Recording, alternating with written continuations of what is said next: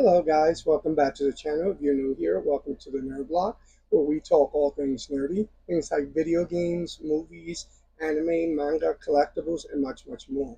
So let's get this episode started right away. In this episode, we'll be doing an episode of Game Pickups, Nintendo Switch Edition. So let's get started. So the first game we picked up was a copy of Five Nights at Freddy Collection, released on January 12, 2021 for the Nintendo Switch, PS4, and Xbox One. With a Metacritic score of 7.8 out of 10, this collection includes Five Nights at Freddy 1, 2, 3, and 4, and the sister location on a single cartridge. This is a psychological horror title that likes to mess with your head. You're an overnight security guard that discovers that the animatronics are coming to life and trying to get you. So as the game states, you have to survive 5 nights, sometimes adding a 6th night if you do everything correctly. With each night that passes, the animatronics get more aggressive and the jump scares get more intense. With a point-and-click access to doorknobs and locks, you're trying to prevent the animatronics to getting into your room, and you're trying to divert them into separate sections so they don't get to you and you survive each night. With tons of jump scares and a huge backlore, makes this game a terrifying game to play, especially if you're in a dark room by yourself. I highly recommend the Five Nights at Freddy collection to add to your collection. The next game we picked up was a copy of Persona 4 Golden, released by Limited Run on October 27, 2024. Persona 4 Golden was released with a Metacritic score of 92 out of 100. This is part of the original game release on PS Vita. Now it's updated for modern consoles, with some key differences like quick save at any point as long as you're controlling the main character. You can now also change the game difficulty at any time during gameplay. This is a port of the original PS Vita game, but it has 60 frames per second, making it look more vibrant and more aesthetically pleasing. You get to explore the town and meet new characters that weren't in the game before, with a huge selection on storytelling and character exploration. The only thing I didn't like about this game was the dungeon crawling. A lot of the dungeons look the same, and you get lost really easily.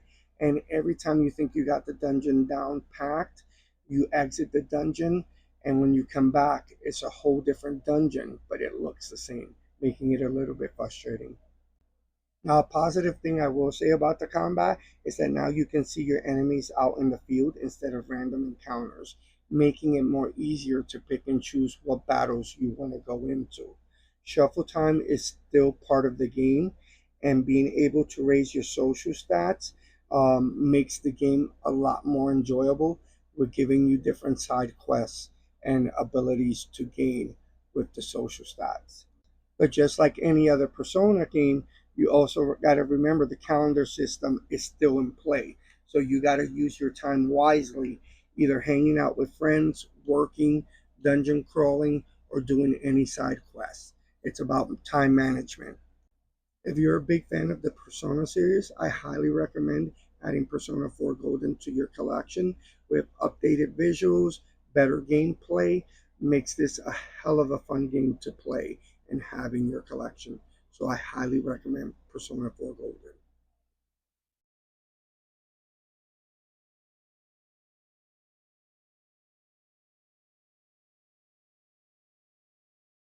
The next game we picked up was a copy of Shinigami Tensei V, V standing for Vengeance, released on June 14, 2024 on Nintendo Switch, PS4, PS5, Xbox Series X and S, and also on Steam.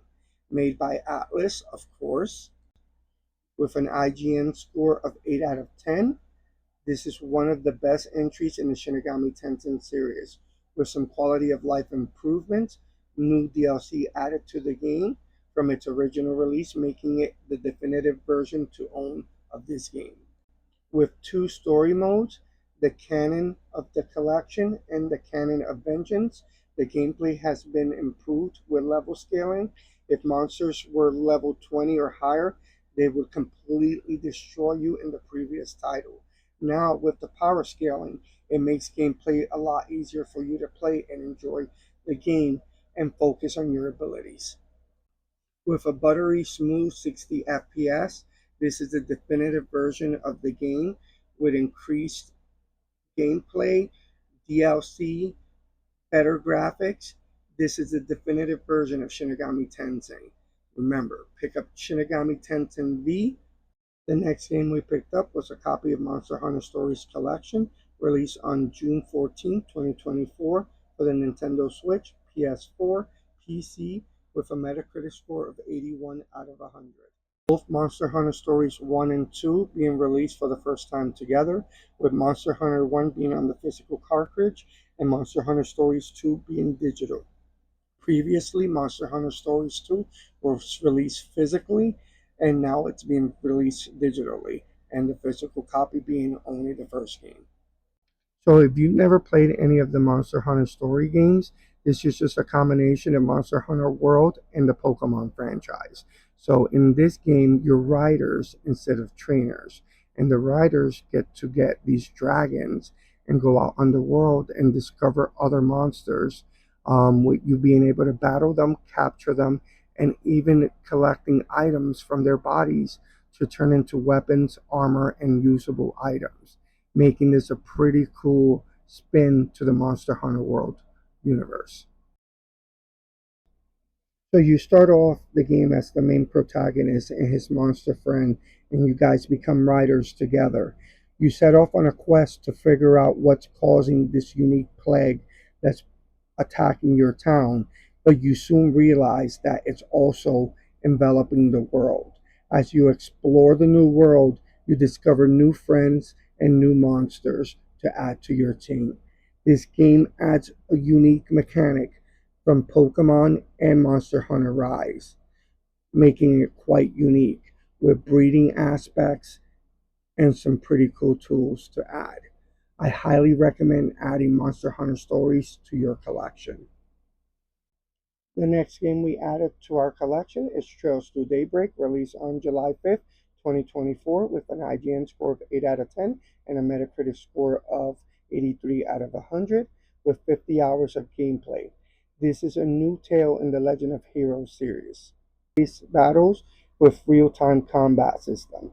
In this story, you find yourself playing a merc that takes cases that no one else will, with a much adult storyline, making it much darker than its previous titles in the Trail series, with a lot of political drama adds more to the story.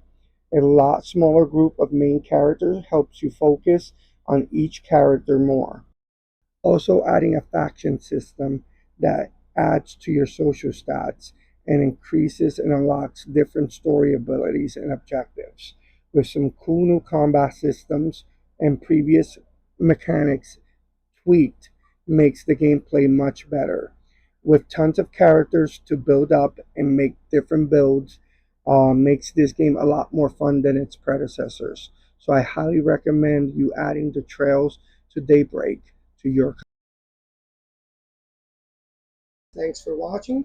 If you can do me a small favor and please hit that like and follow button and leave me a comment in the comment section down below letting me know what your favorite game pickup was and what game do you recommend next. And remember, my fellow nerds, stay nerdy. Peace out.